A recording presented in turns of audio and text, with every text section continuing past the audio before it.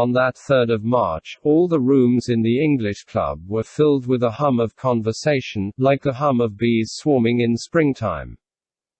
The members and guests of the club wandered hither and thither. Sat, stood, met, and separated, some in uniform and some in evening dress, and a few here and there with powdered hair and in Russian kaftans.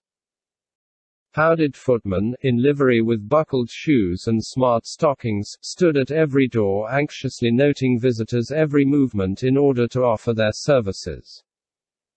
Most of those present were elderly, respected men with broad, self-confident faces, fat fingers, and resolute gestures and voices. This class of guests and members sat in certain habitual places and met in certain habitual groups. A minority of those present were casual guests, chiefly young men, among whom were Denisov, Rostov, and Dolokhov, who was now again an officer in the Semenov regiment. The faces of these young people, especially those who were militarymen, bore that expression of condescending respect for their elders which seems to say to the older generation, "We are prepared to respect and honor you, but all the same remember that the future belongs to us." Single quote. Nesvitsky was there as an old member of the club. Pierre, who at his wife's command had let his hair grow and abandoned his spectacles, went about the rooms fashionably dressed but looking sad and dull. Here, as elsewhere, he was surrounded by an atmosphere of subservience to his wealth, and being in the habit of lording it over these people, he treated them with absent-minded contempt. By his age he should have belonged to the younger men, but by his wealth and connections he belonged to the group's old and honored guests, and so he went from one group to another. Some of the most important old men were the center of groups which even strangers approached respectfully to hear the voices of well-known men. The largest circles formed round Count Rostopchin, Valuev, and Narishkin. Rostopchin was describing how the Russians had been overwhelmed by flying Austrians and had had to force their way through them with bayonets. Valuev was confidentially telling that Uvarov had been sent from Petersburg to ascertain what Moscow was thinking about Austerlitz. In the third circle, Narishkin was speaking of the meeting of the Austrian Council of War at which Suvorov crowed like a cock in reply to the nonsense talked by the Austrian generals. Shinshin, standing close by, tried to make a joke, saying that Kutuzov had evidently failed to learn from Suvorov even so simple a thing as the art of crowing like a cock. But the elder members glanced severely at the wit, making him feel that in that place and on that day, it was improper to speak so of Kutuzov. Count Ilya Rostov, hurried and preoccupied, went about in his soft boots between the dining and drawing rooms, hastily greeting the important and unimportant, all of whom he knew, as if they were all equals, while his eyes occasionally sought out his fine well-set-up young son, resting on him and winking joyfully at him. Young Rostov stood at a window with Dolokhov, whose acquaintance he had lately made and highly valued. The old count came up to them and pressed Dolokhov's hand. "Please come and visit us, you know, my brave boy, been together out there, both playing the hero, Vasily Ignatovich, how do ye do, old fellow?" he said, turning to an old man who was passing, but before he had finished his greeting there was a general stir, and a footman who had run in announced, with a frightened face, "He's arrived." Single quote. Bells rang.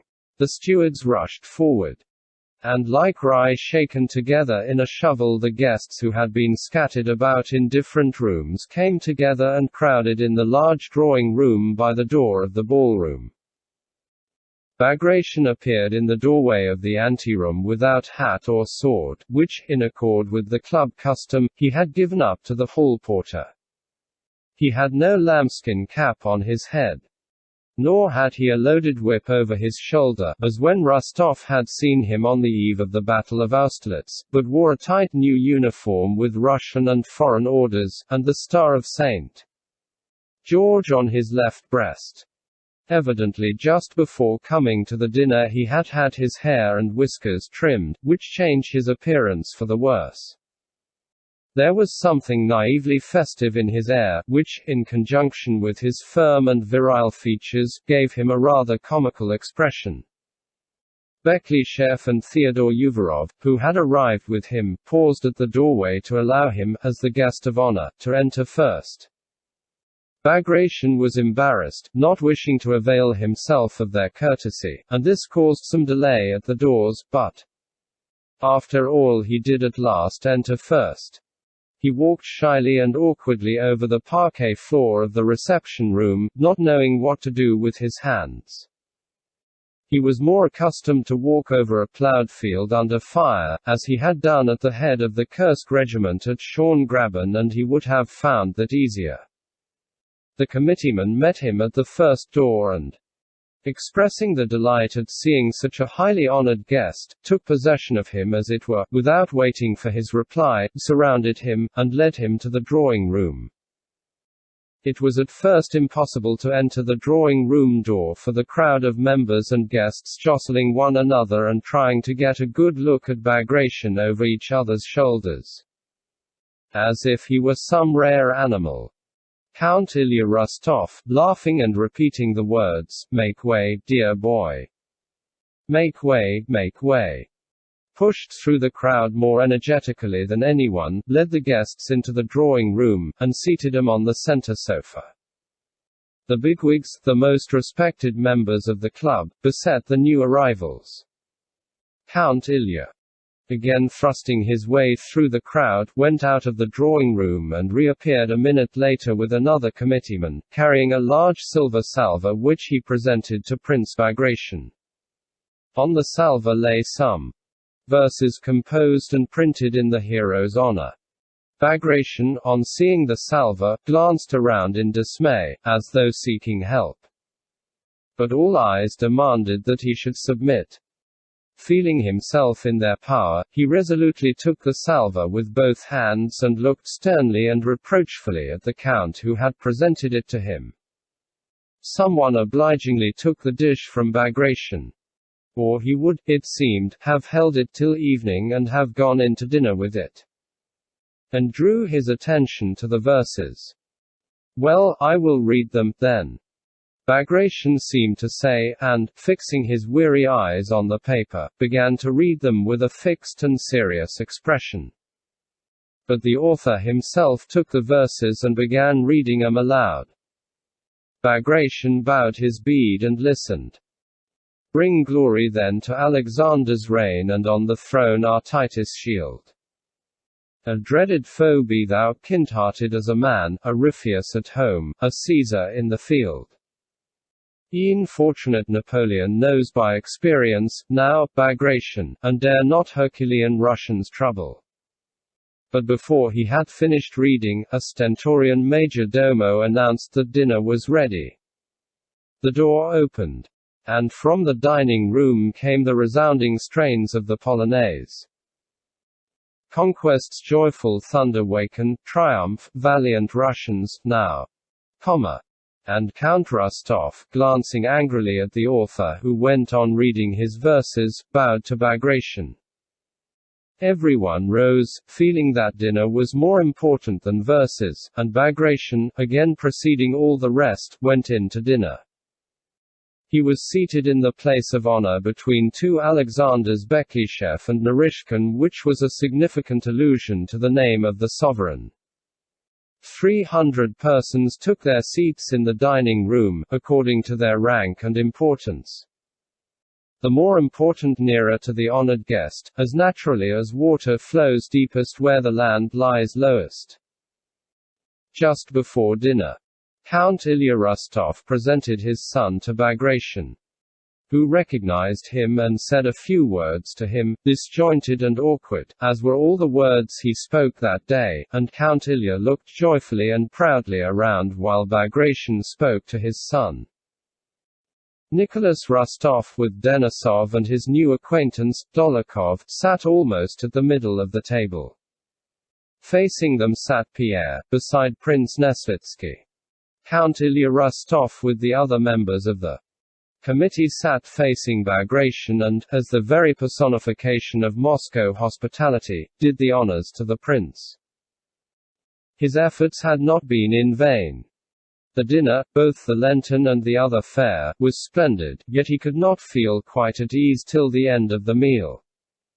He winked at the butler, whispered directions to the footmen, and awaited each expected dish with some anxiety. Everything was excellent. With the second course, a gigantic sterlet, at sight of which Ilya Rostov blushed with self-conscious pleasure. The footman began popping corks and filling the champagne glasses. After the fish, which made a certain sensation, the Count exchanged glances with the other committeemen.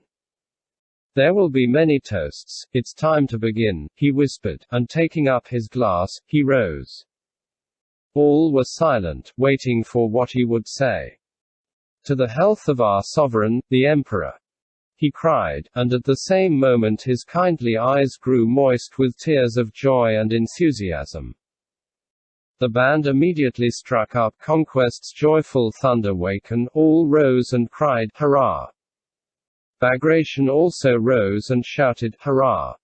in exactly the same voice in which he had shouted it on the field at Schorngraben. Young Rostov's ecstatic voice could be heard above the 300 others. He nearly wept. "To the health of our sovereign, the Emperor!" he roared, "Hurrah!" and emptying his glass at one gulp he dashed it to the floor. Many followed his example, and the loud shouting continued for a long time. When the voices subsided, the footman cleared away the broken glass and everybody sat down again, smiling at the noise they had made and exchanging remarks. The old Count rose once more, glanced at a note lying beside his plate, and proposed a toast, "To the health of the hero of our last campaign, Prince Peter Ivanovich Bagration." And again his blue eyes grew moist. "Hurrah!" cried the 300 voices again, but instead of the band a choir began singing a cantata composed by Paul Ivanovich Kutuzov. Russians. Over all barriers on. Courage conquest guarantees. Have we not Bagration? He brings foemen to their knees, etc. As soon as the singing was over, another and another toast was proposed and Count Ilya Rostov became more and more moved, more glass was smashed, and the shouting grew louder. They drank to Beklishev, Narishkin, Uvarov, Dolgorukov, Apraksin, Valuev, to the committee, to all the club members and to all the club guests, and finally to Count Ilya Rostov separately, as the organizer of the banquet. At that toast, the Count took out his handkerchief and, covering his face, wept outright.